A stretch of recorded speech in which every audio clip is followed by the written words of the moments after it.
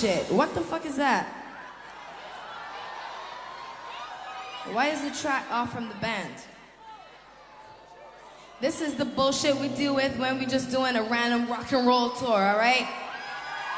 With no rehearsals and shit. I apologize for everybody at home streaming live on Love Life and Jay-Z's site, Life and Times. We can start this one again from the top.